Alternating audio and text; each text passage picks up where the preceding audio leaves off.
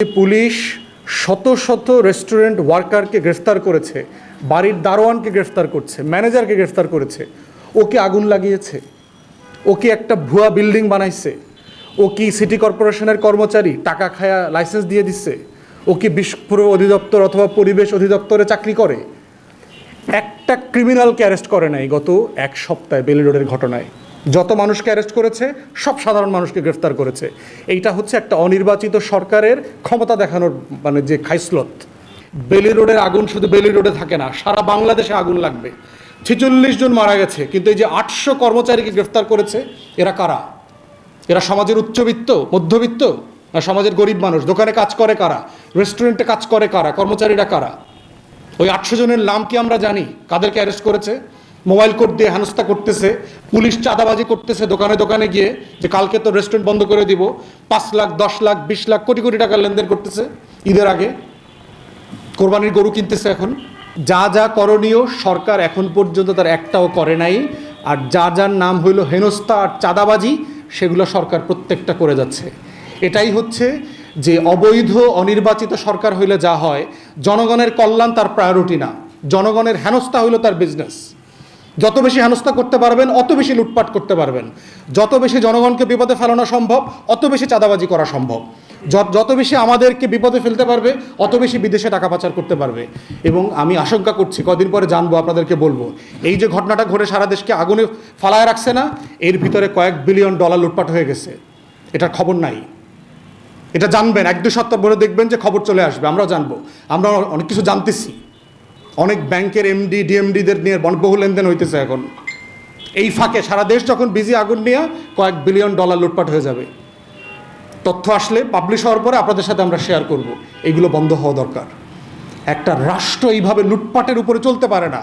আমরা আজকের এই প্ল্যাটফর্ম থেকে দাবি করছি, যাদেরকে গ্রেফতার করা হয়েছে, কোনো ধরনের তদন্তের নাটক ছাড়া, কোনো ধরনের মিথ্যা মামলার নাটক ছাড়া, ঘুষ ছাড়া ইমিডিয়েটলি এদেরকে রিলিজ করে দিতে হবে। এরা কেউ কোনো আগুন লাগানোর সাথে জরুরি না, প্রত্যেকটা মানুষ নিরপরাধ। সিম্পলি ঢাকায় আসছে, গরিব মানুষ, চাকরি করে, দোকানে থাকে, তার কোনো দোষ নাই। গ্রেফতার করবেন, রাজুকের ইঞ্জিনিয়ার গ্রেফতার করেন, সিটি কর্পোরেশনের যে লোক এই সার্টিফিকেট দেয় ওকে গ্রেফতার করেন, পুলিশের যে সকল কর্মকর্তা কর্মচারী, থানার ওসিরা চাঁদাবাজি করতেছে ওদেরকে গ্রেফতার করেন, যারা মোবাইল কোর্টের নামে মাস্তানি করতেছেন তাদেরকে গ্রেফতার করেন, পরিবেশ অধিদপ্তর, বিস্ফোরক অধিদপ্তর, তিতাস, তারপরে পিডিবি থেকে শুরু করে যত চোরটারা আছে এদেরকে গ্রেফতার করেন। রাষ্ট্রের যদি সাহস থাকে, ট্যাক্স ভিএটি কর্মকর্তাদের গ্রেফতার করেন, যারা চাঁদাবাজি করে ঘুষ খেয়ে খেয়ে প্রতি বছর এই বাজে কোম্পানিগুলোকে, যারা নিয়ম না মেনে ব্যবসা করতেছে এদেরকে ব্যবসা করতে দিচ্ছে। রাইট লোককে গ্রেফতার করেন। সাদামাঠা মানুষ কেন গ্রেফতার করছেন? ওয়াজ মাহফিল তো শুরু হয়েছে, 7ই মার্চ তো একটা বড় ওয়াজ মাহফিল হবে বাংলাদেশে, জানেন। বক্তব্য অলরেডি আজকে থেকে শুরু হয়ে গেছে। এবারের লড়াই, স্বাধীনতার সংগ্রাম, লড়াই টড়াই, এইসব বক্তব্য আমাদেরকে মুখস্থ করাবে।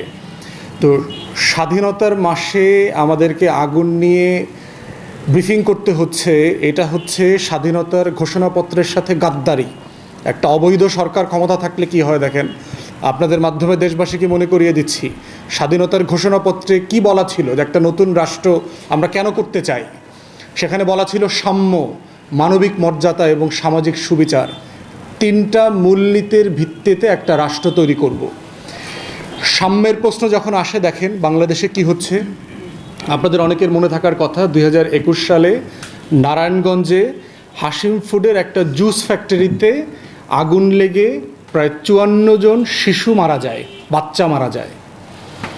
এবং আপনাদের মনে থাকার কথা, যেহেতু ওখানে চকলেট তৈরি করা হইতো, জুস তৈরি করা হইতো, বাচ্চারা যেন চকলেট এবং জুস বাহিরে নিয়ে আসতে না পারে, এই জন্য ফ্যাক্টরিতে ঢুকাই দিয়ে ম্যানেজার বাহির থেকে তালা মেরে দিত। এবং কাজ শেষ হইলে তাদেরকে একে একে আবার পকেট চেক করে তারপরে বাহিরে বের হইতে দিত। তো যেদিন আগুন লেগেছে সেদিন ম্যানেজার লক করে দিয়ে বাইরে কোথাও ছিল, ওখানে আগুন লেগে সব পুড়ে গেছে। বাচ্চারা যখন পুড়ে মারা যাচ্ছে, তখন তাদের জুতায়, স্যান্ডেলে তাদের নাম, বাবার নাম, গ্রামের নাম, যারা ফোন নাম্বার জানতো, সেগুলো জুতাগুলো আপনার জানলা থেকে ছুঁড়ে মারতেছিল। আপনারা কেউ জানেন সে বাচ্চাগুলোর নাম? বেলি রোড নিয়ে এত চিল্লাচিল্লি কেন?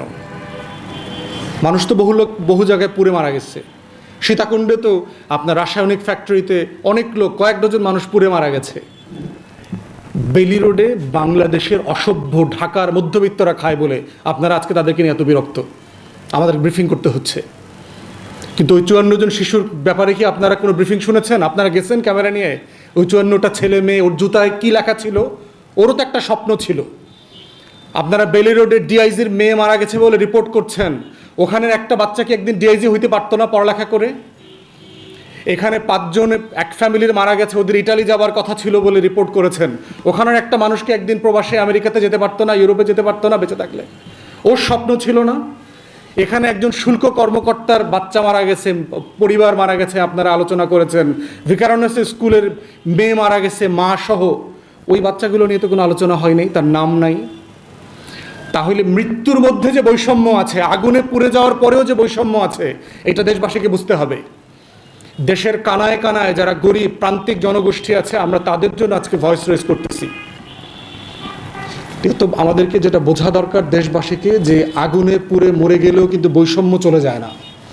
অতএব বেলি রোড হচ্ছে বাংলাদেশের একটা ঢাকার অসভ্য অশিক্ষিত মধ্যবিত্তকে রিপ্রেজেন্ট করে, যেটা বাংলাদেশ না। এরা বাংলাদেশের সবচেয়ে করাপ্ট লুম্পেন ক্লাস। আমরা বাংলাদেশের 20 কোটি মানুষের জন্য কথা বলছি। কারো ঘরে আগুন লাগতে পারবে না, কোনো শিশু মারা যাইতে পারবে না। যার নাম নাই, যার পরিবার নাই, যার কাউকে আমি চিনি না, সেও আগুনে পুড়ে মরতে পারবে না। ইমিডিয়েটলি করণীয় কি আছে? আমরা মনে করছি যেখানে মানুষের জনসমাগম বেশি, দোকান আছে প্রচুর, মার্কেট আছে, প্রত্যেকটা মার্কেটের ভিসিনিটিতে ইমিডিয়েটলি ফায়ার ব্রিগেডের অফিস সেট আপ করেন, ইমিডিয়েটলি করেন। এবং এটা সরকার জানে, সিটি কর্পোরেশন জানে। 2 ঘন্টার ডিসিশনের ব্যাপার। এই যে আমাদের লিডার বলেছে 2600 মার্কেট আছে, আমরা প্রত্যেকে জানি কোথায় লোক সমাগম বেশি। গুলিস্তান, ফুলবাড়িয়া, সায়দাবাদ, গাবতলী, প্রত্যেকটা market, new market, Gausia, elephant road, প্রত্যেকটা মার্কেটের ভিসিনিটিতে আপনি ফায়ার এক্সটিংগুইশিং সার্ভিস সেট আপ করেন ইমিডিয়েটলি। এটা 2 ঘন্টার ডিসিশন। সেনাবাহিনী থেকে ঠিকাদারি ব্যবসা না করায়, ব্যাংকের ব্যবসা না করায়, তাদেরকে দিয়ে দেশের মানুষের কাজ করান, ডিপ্লয় করেন প্রয়োজনে। দেখান যে আপনি দেশের জন্য কাজ করছেন। এটা 2 ঘন্টা সিদ্ধান্তের ব্যাপার, এটা করা সম্ভব। টোটাল ফ্যাসিলিটি আমার রাষ্ট্রে আছে। যেখানে আমাদের একটা বড় সমস্যা হচ্ছে, দেখবেন যে পানি শেষ হয়ে যায়। আপনি ফায়ার ব্রিগেড পাম্পে করে যে পরিমাণ পানি নিয়ে যায়, 1 ঘন্টা 2 ঘন্টা পর পানি থাকে না। পরে হাতির ঝিলে যায়, বুড়িগঙ্গায় যায়, তুরাগে যায়, শীতলক্ষায় যায় পানি আনতে। এটা তো প্র্যাকটিক্যাল না। আমরা যারা দেশের বাইরে থেকেছি, আমরা দেখেছি প্রত্যেকটা ভিসিনিটিতে ফায়ার এক্সটিংগুইশারের নিজস্ব ওয়াসার পাম্প থাকে সেখানে, শুধুমাত্র ফায়ার লাইন কানেক্ট করবার জন্য। আপনার নাই কেন? সেট আপ করেন, ওয়াসাকে বলেন। 2 দিনের কাজ, 3 দিনের কাজ, 7 দিনের কাজ। প্রত্যেকটা ফায়ার ভিসিনিটিতে এক্সটিংগুইশারের পাশাপাশি এটা সেট আপ করা সম্ভব। আপনি এত লুটপাট করতেছেন, চুরিচামারি করতে পারতেছেন, গ্যাস আনতে পারেন না, মই কিনতে পারেন না, তারপরে লোকদেরকে ট্রেন করতে পারেন না, ফায়ারের জন্য ভলান্টিয়ার তৈরি করেন।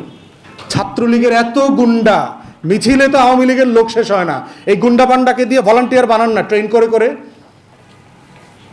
এই গুন্ডাদেরকে গিয়ে গুন্ডামি না করায় কাজ করান, দেশের জন্য কাজে লাগান, ভলান্টিয়ারিং করান। সেটা তো করা হচ্ছে না। চাঁদাবাজি করতেছে, চাঁদাবাজি চাঁদাবাজি আর চাঁদাবাজি। চাঁদাবাজি বন্ধ হওয়া দরকার। এবং আমরা ব্যবসায়ী মালিক সমিতির পক্ষ থেকে যে প্রেস কনফারেন্স করা হয়েছে, আপনারা দেখেছেন। বাণিজ্য মন্ত্রী, গণপূর্ত মন্ত্রী, বিভিন্ন মন্ত্রণালয়ে তারা বারবার চিঠি দিয়েছে, কোনো মন্ত্রী চিঠির উত্তর দেয় না। যে আমরা এই অবৈধ ব্যবসা বাণিজ্য, ঘুষ দিয়া সার্টিফিকেট নিতে নিতে ক্লান্ত, আমাদের একটা বডি সেট আপ করে দেন। একটা বডি থেকে আমরা সকল লাইসেন্স নিব, একটা বডি থেকে আমাদের টোটাল তত্ত্বাবধান হবে, একটা বডি থেকে অন্যায় করলে আমরা শাস্তির ব্যবস্থা করব। সরকার করে দিচ্ছে না। কেন দিচ্ছে না জানেন? কারণ সিস্টেম করে দিলে তো ঘুষ খেতে পারবে না। সিটি কর্পোরেশন যদি ভালোভাবে চলে, তাহলে সিটি কর্পোরেশনের কর্মচারীরা তো ঘুষ খাইতে পারবে না। রাজকের ইঞ্জিনিয়ার তো ইট বেচছে টাকা খায়, ফাইল বেচছে টাকা খায়, ও তো টাকা খাইতে পারবে না। ফায়ার, বিস্ফোরক, এক্সপ্লোসিভ, প্রত্যেকটা ডিপার্টমেন্ট কেউ ভালোভাবে কাজ করতেছে না প্রফেশনালি। এইটা আমরা এই দাবির সাথে একমত যে ইমিডিয়েটলি একটা টাস্কফোর্স করেন আমাদের পক্ষ থেকে, আর গ্রেফতার বাণিজ্য বন্ধ করেন, এই নাটক বন্ধ করেন। এই নাটক আমরা দেখছি বহুদিন। গ্রেফতারের নামে আপনারা আসলে কি করছেন? ফর গডস সেক জনগণকে বলছি, যার যার জায়গায় বাসার সামনে থালাবাটি নিয়ে দাঁড়ান, প্রতিবাদ করেন। মহল্লায় মহল্লায়, বাজারে বাজারে ফায়ার এক্সটিংগুইশার চাই। ভলান্টিয়ার তৈরি করেন, আপনি ডাক দেন, লক্ষ মানুষ দাঁড়াবে রাস্তায় গিয়ে যে আমি জীবন দেওয়া হইলেও আগুন নির্বাপনের ট্রেনিং নিব। 2 সপ্তাহ ট্রেনিং দরকার। কাজটা করেন। একটা কিছু করেন দেশের জন্য, আমাদের জন্য, যেন আমাকে আর কয়লা হইতে না হয়। আমি সর্বশেষ প্রকৌশলী লোকমান ভাইকে অনুরোধ করছি ওনার মন্তব্য দিয়ে শেষ করবে দেওয়ার জন্য।